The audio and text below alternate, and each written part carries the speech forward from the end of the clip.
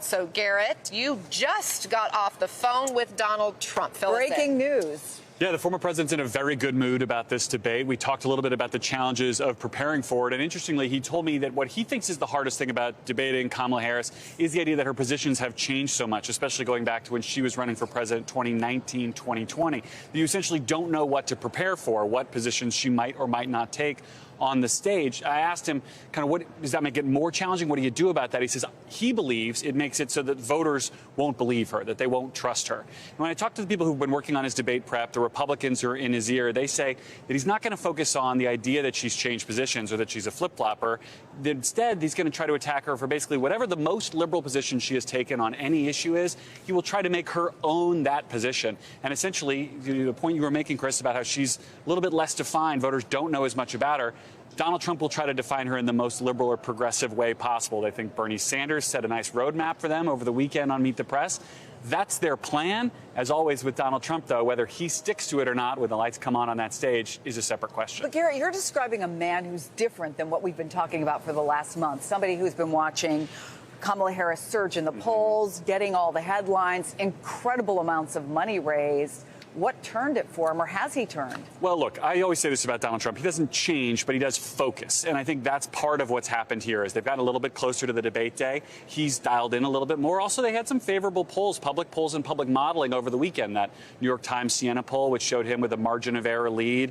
There's some public forecasting that, take what you will of those models, but that shows him with a greater chance of winning. Based on the people I've talked to, that has calmed his nerves a little bit. And I think helped resume the trust that he has had until now, or until the Harris surge with his team, that what they are telling him will work if he executes on it. So, Congressman Dent, your thoughts on Trump's approach that we're hearing about tonight? Well, I think he's smart not to focus on flip-flopping because, this is a guy who has unfixed policy positions, and they shift constantly. And he's flip-flopped a million times himself. So I think that's smart. The big thing he's got to do, too, is control himself. I mean, is he going to question her ethnicity, for example? That's something he does not want to do. But to the extent that he makes her own issues, like if I were Donald Trump, I'd ask her, she's opposed to fracking. Here we are in Pennsylvania, second largest gas producing state. Make her explain her position and why she changed. So if he's smart, he'll do that. But again, his problem is discipline. He's undisciplined. You don't know what's going to come out of his mouth. He's going to say a lot of things. Some of them will be true, but you just don't know what's going to come out. He's right, Eddie. A focused Trump is not the person that we've seen over the course of the last month or so. But we have also seen throughout his political history that sometimes in big moments he can suddenly decide that he's going to focus.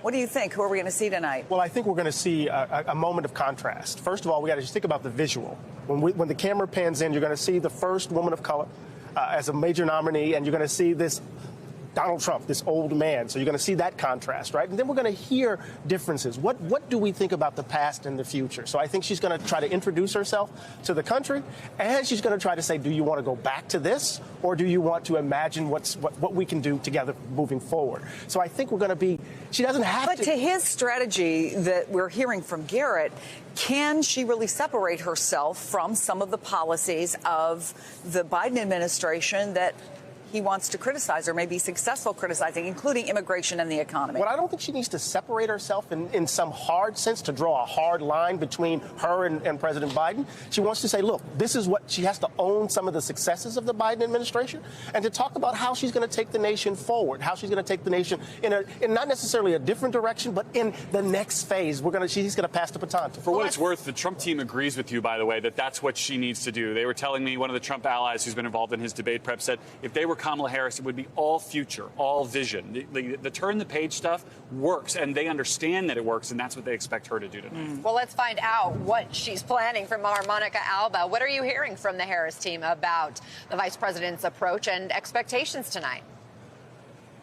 Well, there have been extensive preparations over the last 5 days, and it's no coincidence that they took place in the Commonwealth of Pennsylvania. The vice president basically relocated to Pittsburgh to do mock debates, to have these sessions with TV lighting, a full stage, a replica of what she's going to be encountering tonight, and the scrutiny that she knows that she's going to be under. And for her, while she takes this very seriously, she's trying to set the expectations by saying that she believes that there is no floor prepare for how low Donald Trump may go tonight. So trying to prepare for the possibility of derogatory comments, personal attacks. So I'm told that they ran through all those kinds of scenarios in their prep, in addition to all of the policy, because she has laid out some of her proposals, but there is still a lot of gray area on where she stands on other issues like you guys were just discussing. So they did both of the substance and the style, but also what I'm watching for here tonight, guys, is the idea that because these two have never really met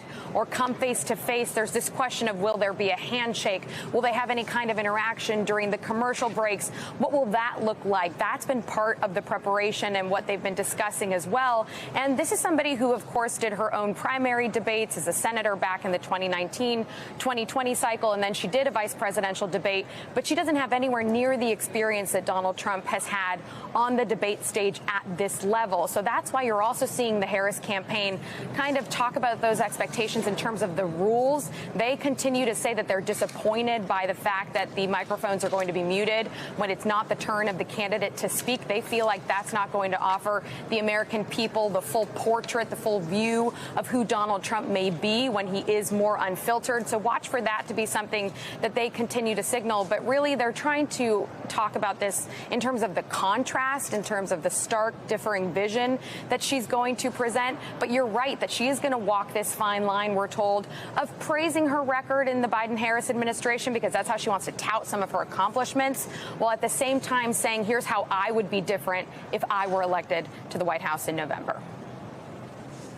You know, guys, if they're preparing for, and a lot of Democrats would want them to prepare for, and there's reason to ask the question, how low can he go? Is her worst case scenario that Donald Trump is something bordering on boring? Well, maybe, but, that's okay. I think, at that point, then it becomes a question of substance. Because if he's boring, then we can actually focus on what's coming out of his mouth, right, in relation to what she's saying. But let me just say this really quickly. I can't help but think about the symbolic significance of them being in the Constitution Center. I can't help but think about the symbolic significance of them being in the Old City. Because we have been dealing with this, shall we say, tragic choice. What Donald Trump represents is in so many ways the ugly underbelly, at least in my view, of the country. And here we are in the place where the country was founded. And now we're going to confront the choice between these two candidates. And I think the burden of history is right here, right now. So if he's boring, fine. If he's not, fine. Let's just deal with what history is calling us to do.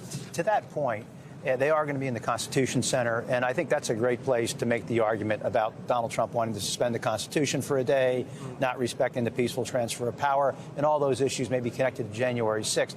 But my only advice for both candidates is that nobody plays good defense in politics. It's all offense. And I think you need to go on the attack. I know some are going to say you want to project and be nice, but I think at the end of the day, she's going to have to prosecute the case against him because he will against her. And I think she has to go toe-to-toe with him. And I get this idea of projecting, but she also, as has been stated, she does have to contrast herself a little bit with Joe Biden, because who's the candidate of change here? I mean, whether you like Trump or not, he is a candidate of change, and she has to make that case. I don't know if she'll be able to do that. And who is the incumbent in this race? Is it the vice president or is it the former president? Right. And, this is a change election, and that's going to be, I think, a big part of what voters will be weighing as they look at these candidates.